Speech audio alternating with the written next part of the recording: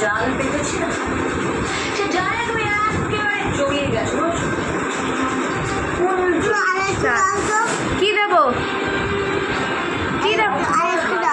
চা, ওই যে আমার গ্লাসে আছে, একটুখানি দাও তো মা। চা চা তুমি ঘরের লোক, একটুখানি দাও তো।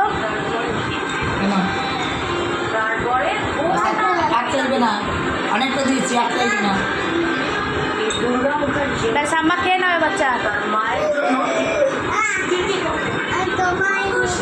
না না আম্মা খাবে না।